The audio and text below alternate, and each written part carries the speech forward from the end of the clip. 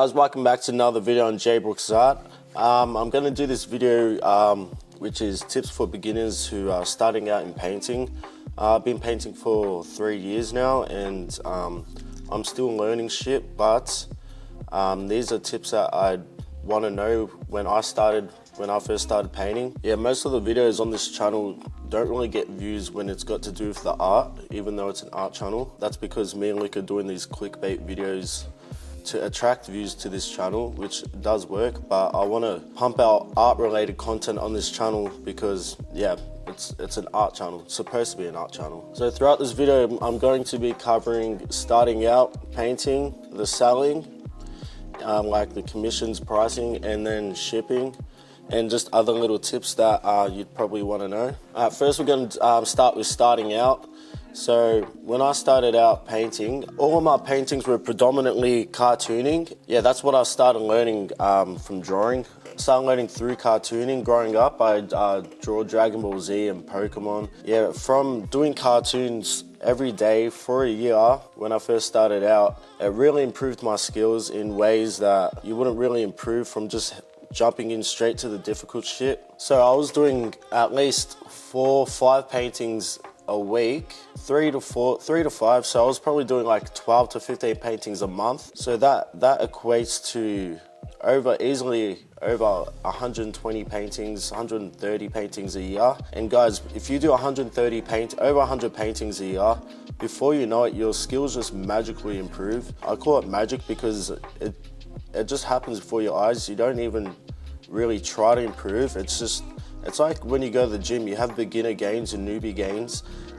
It just happens so fast, those first gains. From cartooning every single day, my skills dramatically improved. So the way I do it is I sketch it out lightly with a grey lead pencil, and keyword there is very lightly, and then I'd ink it in with, first I started off doing it with Sharpie. It was horrible because once I started varnishing the paintings, the Sharpie ink leaked and it ruined the whole painting. It was bleeding on the painting, the Sharpie ink. I once did a painting, took me like 10 hours, and after I varnished it, it just all fucked up. I could have sold that painting for like $300, but I ended up just giving it away because it was a piece of shit to me and I hated looking at it because it made me feel a bit depressed that painting just went down the drain. But then after a while, I'm like, shit, I can't use Sharpie anymore. So what I did was get my black paint, I put it in a little container on my palette, add water into it and mix it thoroughly so that it is liquidy and it's smooth and it's not clumpy, and it's just easy, like way easier than a Sharpie. It just glides across the canvas. You definitely have to do that. It will save you money on black paint too if you mix it with a lot of water. And then after you ink it, make sure you rub it out because you don't want the grey lead still on the canvas, mostly if you're using colour, because if you use colour and it mixes with the grey lead, it gives it a dirty look, especially with using lighter colours like yellow. It just makes it changes the colour of the paint and it makes it dirty. And yeah, make sure you rub it out really hard. Get as much grey lead out of the canvas as you can. And once you have your inking down and you have your piece down, I'd start with the background first. I used to go from front to back, so I used to start painting the characters first and then the background, but that makes it a bit more messier. It makes it more of a pain in the ass. You have to redo stuff, go over stuff again. Yeah, so once you do the background first, you can then do the characters and you don't have to retouch it again, and it's just a lot more easier, cleaner.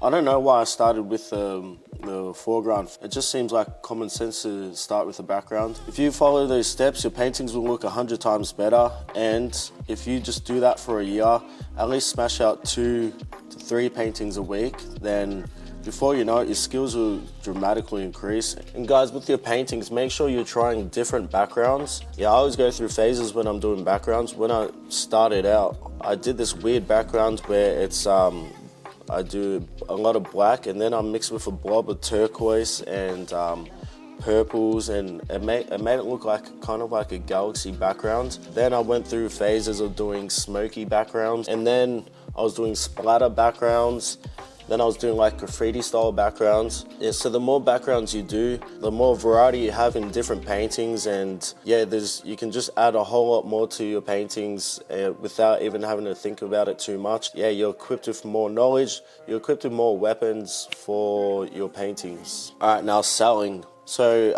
a lot of people ask me, how do I price my paintings? How I price mine is I price it based on the amount of effort that's required to be put into this painting. A lot of artists, I should say, price their paintings based on size, or they say per square inch or per square centimeter. But I reckon that's wrong, because I could do a large canvas that requires way less detail, it requires way less time. And then opposed to a smaller canvas that's really detailed, it could take me days. And then that's where the sizing method's all flawed, because it just doesn't really make sense. Mostly I charge my paintings, if someone asks for a painting and I ask what's your budget and they say this amount, I say, sorry, I can't really do that. Like, it's just not worth my time at the end of the day. Yeah, just be fair with your customer. I always ask the customer, what is your budget? What's something I can work with? And if they ask for like a really detailed painting with like a smaller budget, I say, sorry, I can't really do that, but I can do this, something a bit more simpler to what you've asked for. And yeah, if you work with the customer, most of the time they will agree with that, and they'll be happy for you to do it. And guys, when you're selling your paintings, people will ask for the price, obviously. You give your price, and then a lot of them would be like, oh, that's so expensive. So don't feel bad if they say that's so expensive. Like, that's your work, that's your price that you feel comfortable setting it out for. I think it's kind of rude when people say, oh, that's so expensive. It's like, fucking hell, what do you expect? People think that because it's a painting that it shouldn't be so expensive, but it's your work that you spend hours on. Don't be discouraged when they say that. Don't lower your prices, because once your prices are too low, yeah, then when you start to raise those prices, then they'll complain again that the prices are even more expensive. So go with your set price. Sometimes if you need to undersell yourself, like you're desperate, you gotta do what you gotta do, but once you set the price, just be firm with it. Don't let the people that are trying to buy it guilt trip you into lowering them. When you are negotiating selling your paintings with people, a lot of them will say, I get paid next week and can you hold it for me? Guys, 99%, this happens all the time to me. People say, yeah, next week I'll have the money for you, can you please hold it for me? And they will never get back. You'll never hear from them again. I don't know why they say it, but that's like, it happens so many times. When I sell my paintings like on Snapchat, I talk to like 100 people that are interested in it. Like literally 60% of them say, yeah, I'll have the money next week, can you hold it for me? And they never do. So just be nice and say, yes, I can definitely hold that for you. If someone else wants to buy in the meantime, sell it to the other person in the meantime. Don't wait on other people. When people do say, can you hold it for me? I say, yeah, I can hold it for you. Then I'll sell it to someone else. And then if they come up with the money, like the rare 1% of the time actually do hit you up again, I'll just repaint the painting and do it again. And that's 2 sales there from one painting. When it's these cartoon ones that I do, it's so easy for me to whip up the painting again in a couple of hours, 3-4 hours. It'd be good if you double sell the painting. Guys, I always take the money up front, because so many times, this year, so many times, there's been cases where like people's like, oh yeah, I will definitely have the money. Like, they seem so convincing. I do the commission and then they just ghost me. It's happened 5, 6, 7 times. I've got a painting there that's been there for like 5 months. She did pay $100 as a deposit, but yeah, really disappointed in this girl because she's a local, and it was a mad painting, a big painting. It was meant to be a big payday for me, but that shit happens as an artist, so you just gotta move on, and don't be discouraged because that shit happens all the time.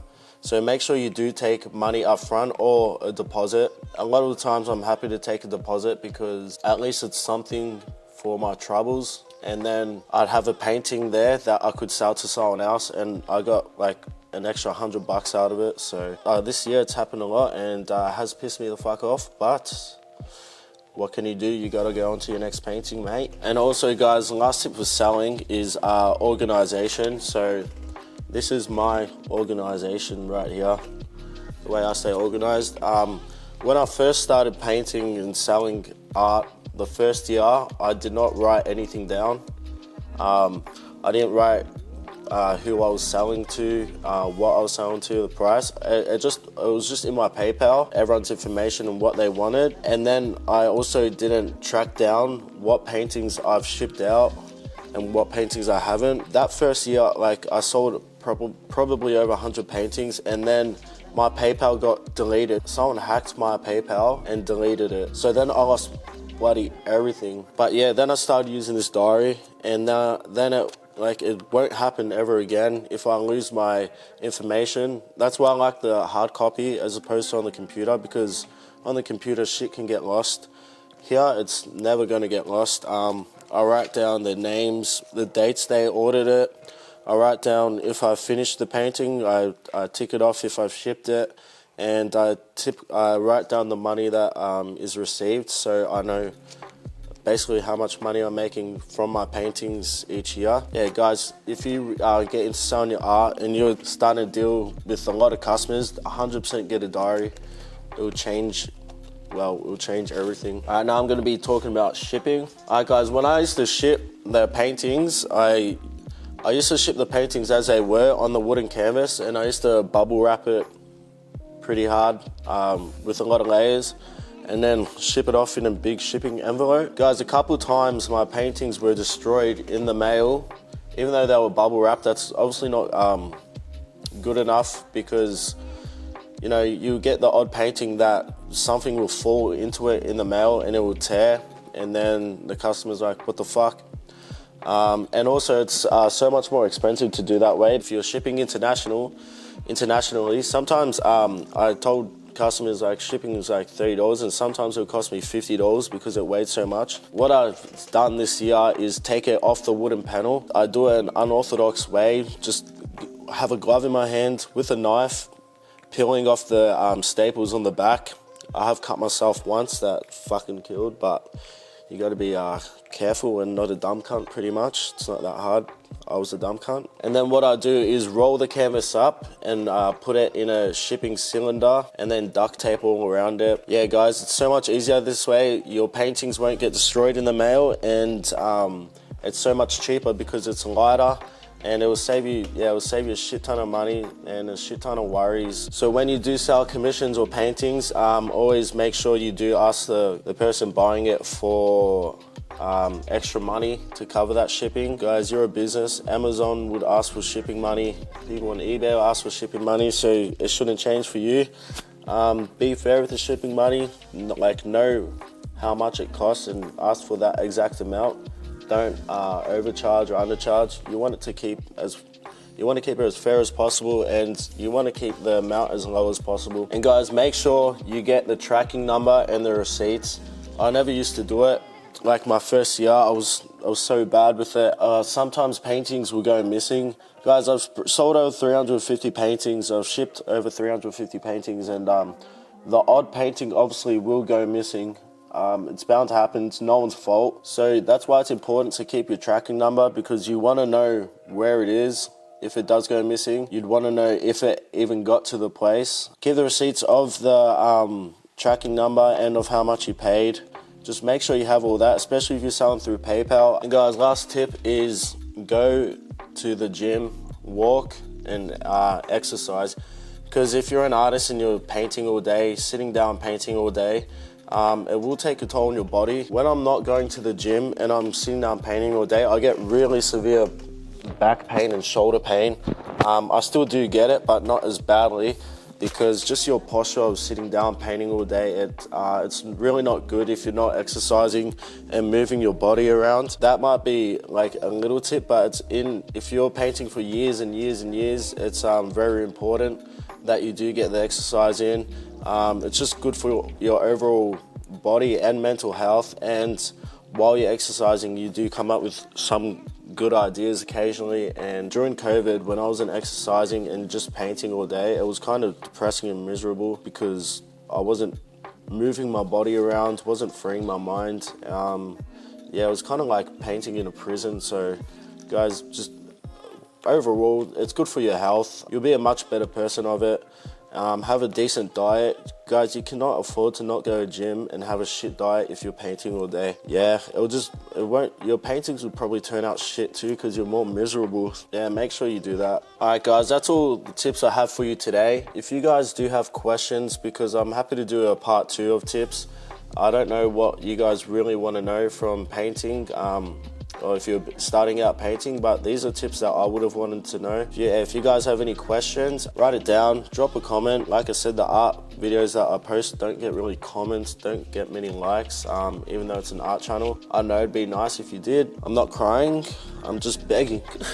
Yeah, that's about it, guys. Follow my Patreon, patreon.com/jbrooks, and if you want to buy a print, head to alanjbrooks.com. That's about it.